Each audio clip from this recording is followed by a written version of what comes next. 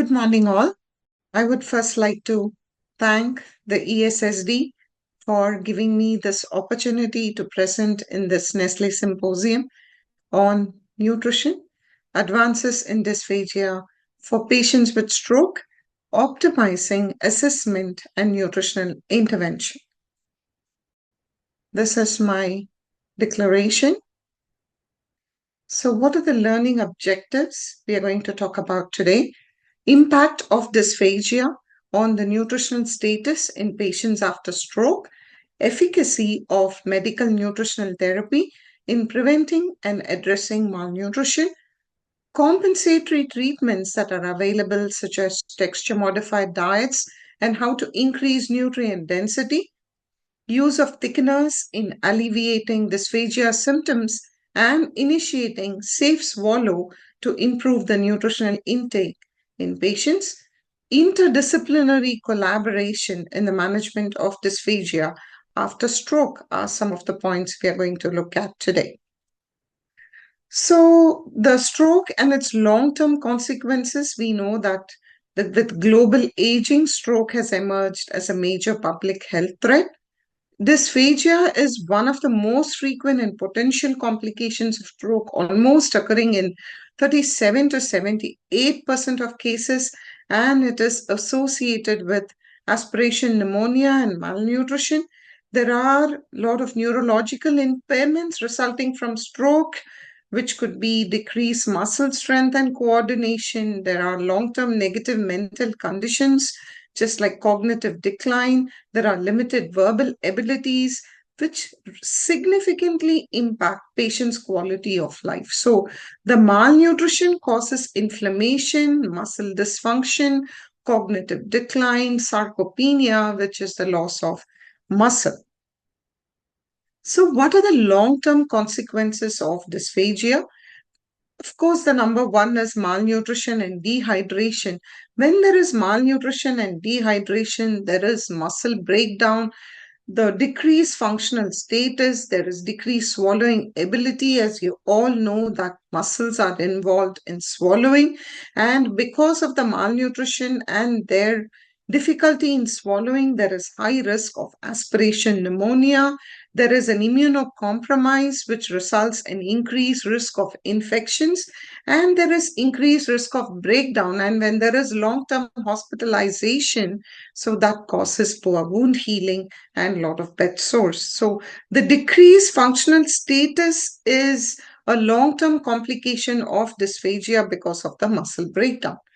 Now, dysphagia in post-stroke is a nutrition-related disorder. Whether it is acute stroke or a subacute stroke patients, you can see that there is only normal nutritional status in some percentage, but there is mild, moderate, or severe protein energy malnutrition in different percentages, and this impacts overall recovery. When there is an inferior nutritional status, this will result in weight loss, muscle weakness, functional impairment, which is exacerbation of this functional status, and also this ultimately reflects in the long-term rehabilitation outcomes. So dietitians, as a dietitian, I can say that we play a vital role in recognizing the swallowing difficulties because we are the clinical dietitians perform routine nutritional screening through mealtime observations, and the regular monitoring of body weight, food intake plays a vital role on monitoring their nutritional status. So, dysphagia in post-stroke is a nutrition-related disorder, and the grading of risk of aspiration using mealtime observations can be done, and we can classify it as mild risk, moderate, and severe.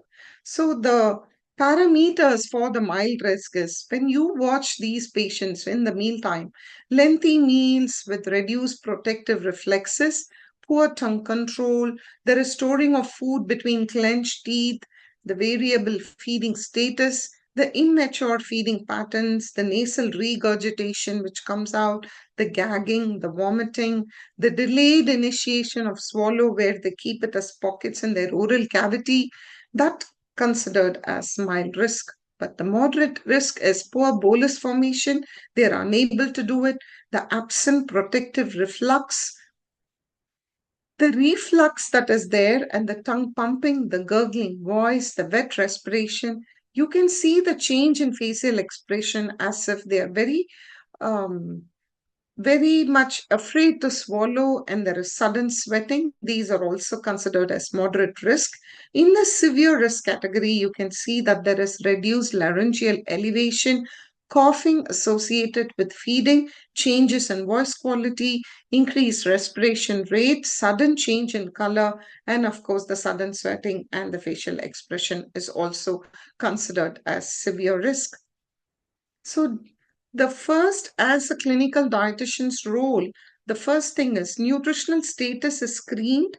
Nutritional screening first involves where we have to identify whether the patient is at malnutrition risk. Following that is the nutritional assessment, where it is graded for mild, moderate, or severe. And then there is a nutrition diagnosis. According to the nutrition diagnosis, there is nutrition intervention, which is a very personalized nutrition care plan that is devised for the patient, and definitely a continuous nutrition monitoring and evaluation is the most important, and these are within the dietary scope of practice. And all these steps are involved in the nutrition care process. So, how do we do this? The nutrition status, how is it assessed? There is a thorough history that has to be taken. The BMI, the tricep skin fold, the mid upper arm muscle circumferences, the laboratory parameters, where are they in inflammation, the CRP may be elevated. Though the serum albumin and the prealbumin is not considered as a nutritional marker, because it can be elevated also in other clinical conditions, but this is also monitored. Hydration status, which is very important in post-stroke patients. So the bun-creatinine ratio should be less than 15:1. All these are monitored and assessed, and micronutrient deficiencies. So the vitamin panel, and also can be an A, B, C, E vitamins, but this also has to be, the micronutrient deficiency also has to be kept in mind.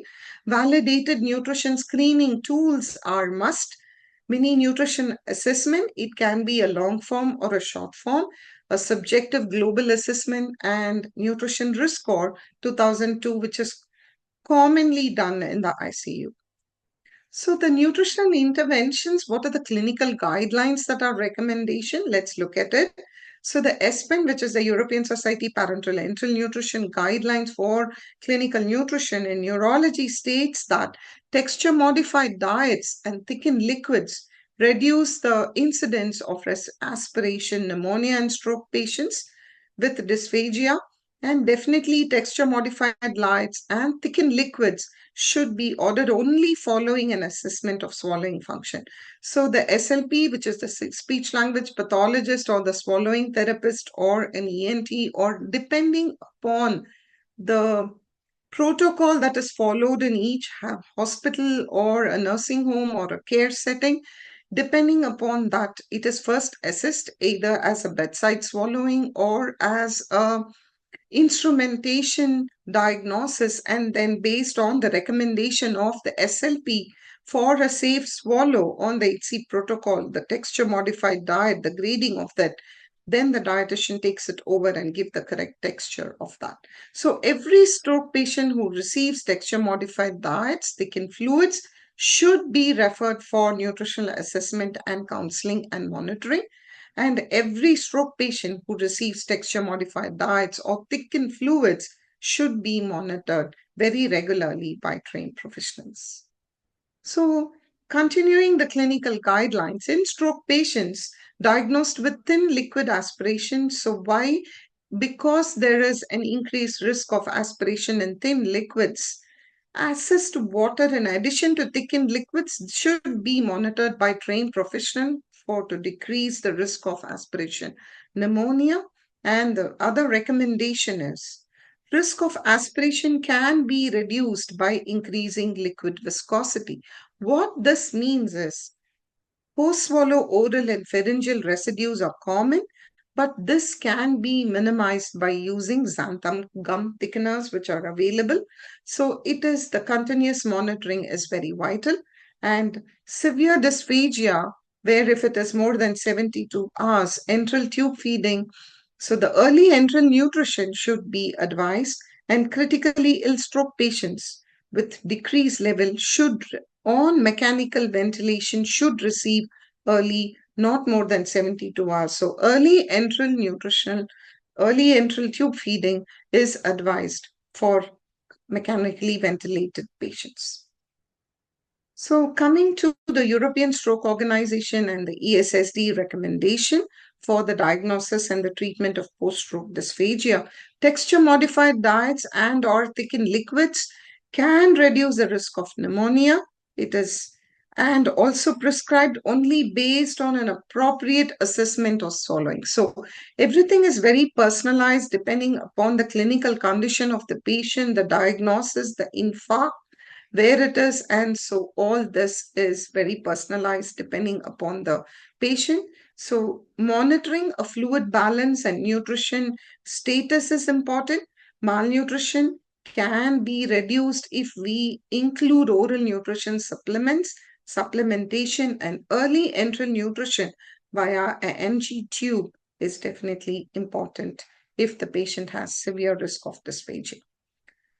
So, flowchart for the nutrition management of dysphagia based on their nutritional status and the ITSE protocol.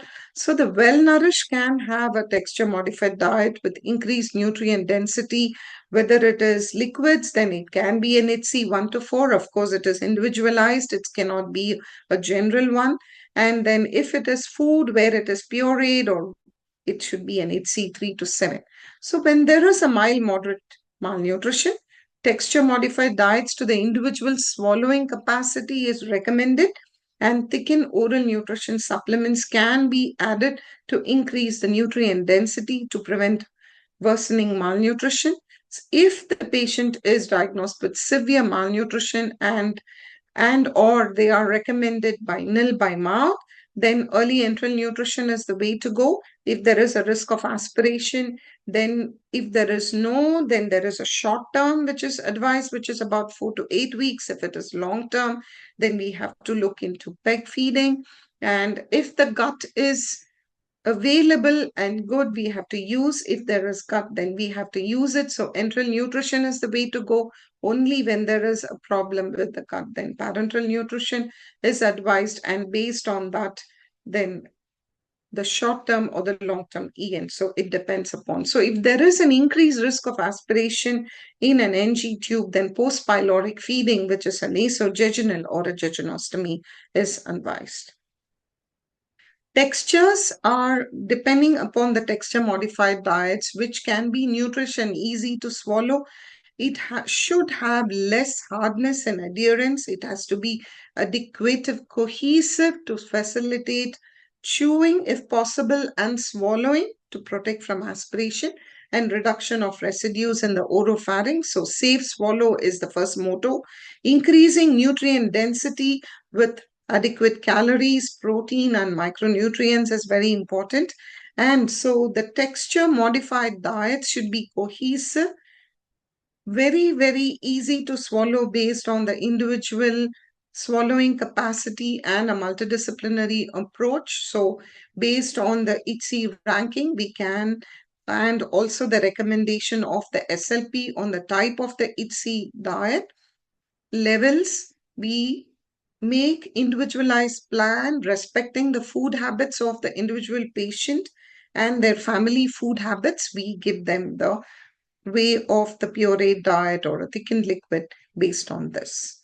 So it cannot be a mixed consistency because that would confuse the patient. So it should be cohesive and it should be modified to the correct level that is recommended. So there is safe swallow and easy to swallow. And of course, nutritious should be the way to go. So nutrition, how do you increase nutrient density? suitable for HC levels 4, 5, and 6, you can add oral nutrition supplements. You can add whey protein isolate. You can add sweet potatoes, boiled, mashed, depending upon the food habits of the regional food habits. You can understand the cultural preferences of the patient and the family food habits and educate the caregiver accordingly. Skim milk powder can be added to increase protein if they don't have lactose intolerance. Date syrup can be added for iron. Jackfruit flour is one of the resistant starch that is available, and that can be also added to increase nutrient density. Now, the effective management strategy to improve this nutritional intake are: you can add thickeners to drinks and food. This is a popular management strategy and a compensation for dysphagia. Thin liquids for difficult for these patients to consume because the low resistance to flow and there is increased risk of aspiration. Thickeners increase the viscosity of the thin drinks and foodstuffs, making them easier and safe to swallow. So you can increase the bolus viscosity so there is better safe swallow to remain in the oral phase for a longer time so the patient can have more time for their reflex responses and the muscular adjustment is done for safe swallowing by the patient. So for recommendation for the nutrition in stroke patients, assess the risk factors for malnutrition with a thorough history and a proper examination. You can do validated tools for the nutrition assessment, the mild, moderate, and severe grading of the malnutrition, assess for dysphagia and aspiration pneumonia, standard protocols to assess the energy and the protein requirements, how to initiate oral food. Maintenance should be done depending upon the different types of stroke. So it is very personalized. You have to increase nutrient density because there is a chance of malnutrition very high and dehydration in these type of patients. Modification of bolus size and fluid or food consistency are effective in reducing aspirations in patients with dysphagia. ONS should be recommended if there is malnutrition and poor oral intake to increase nutrition. EN is preferred over PN and should be initiated once the patients are hemodynamically stable. The preferred EN method is via an NG tube. If there is increased risk of aspiration, then a post-pyloric feeding or an NG feed is initiated. PEG tube feeding should be discussed with families if there is long-term enteral nutrition. A multidisciplinary approach is very strongly recommended because that is the way to go for the positive outcomes for the patient. So the practitioner should identify the process, the barriers, and find solutions for those. So there should be a referral and an assessment, development of an intervention strategy, effective communication with the family, education and training in safe dysphagia management through a multidisciplinary team. Monitoring, evaluation, and reassessment is very vital. So, what are the key drivers for change? The need to standardize a joint approach by clinicians, speech language pathologists, dietitians, physiotherapists, occupational therapists, and nursing team should be emphasized. The need to improve compliance so we can all talk the same language to have positive outcomes on the patient by creating very clear joint accessible documentation for the caregivers and the families so that there is a positive outcome. And this is how the nutritional assessment and the management in this for dysphagia in post-stroke patients is done. Thank you so much for patient listening.